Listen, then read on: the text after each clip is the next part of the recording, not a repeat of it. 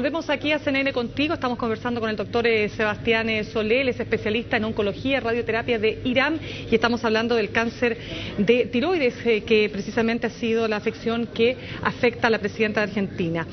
Doctor, hablábamos de este cáncer, cuando se produce el cáncer, y yo le preguntaba si tenía que ver con el dejarse estar, tenía que ver con el no haber atendido a tiempo esta enfermedad. No, en general no. Esta es una enfermedad que produce pocos o casi no produce síntomas, así que es muy difícil captarla, digamos, por alguna sintomatología de la paciente, a menos de que el tumor ya sea demasiado grande. Muchas veces se detecta en controles de rutina, ¿no? Un buen examen físico hecho por el médico que palpa un nódulo o un tumor en la parte baja del cuello. Doctor, ¿cuándo se opera y cuándo no se opera? Bueno, lo primero que uno hace es palpar el tumor, ¿cierto? Después pide algunos exámenes que corroboren que hay algún tumor ahí, y lo primero que hay que hacer en ese entonces para acercarse al diagnóstico es hacer una punción citológica, que es básicamente con una aguja, se toma una muestra.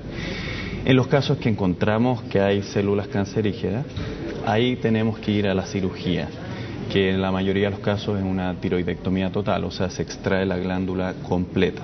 Y una vez que se extrae la glándula, ¿qué posibilidades hay de que se pueda reactivar el cáncer? En general, si el cáncer está básicamente localizado en la glándula, la cirugía es curativa y en menos del 10% de los casos el tumor vuelve. ¿Qué pasa si volviera? ¿Nuevamente se hace el mismo procedimiento? Depende, porque a veces vuelve en ganglios cervicales, por ejemplo, y ahí hay que volver a operar. En algunos casos un poco más raro se manifiesta como enfermedad ya metastásica a órganos distantes, pulmón en ese caso sería lo más frecuente, y ahí la cirugía no ofrece curación.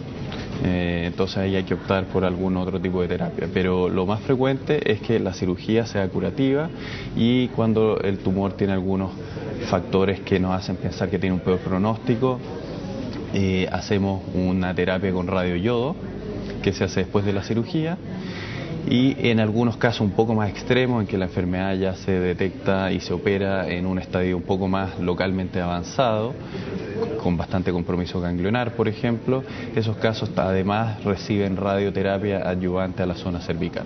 Doctor, se ha dicho que la presidenta va a demorar unos 20 días de recuperación. ¿Es un tiempo razonable para recuperarse de una operación de este tipo?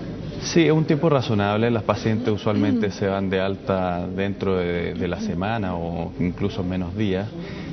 Probablemente en ella es más tiempo por dos razones. Una, porque uno de los efectos colaterales, podríamos decir, de la cirugía es que la paciente queda disfónica o con alguna alteración en el tono de voz, lo que para una presidenta obviamente es algo importante.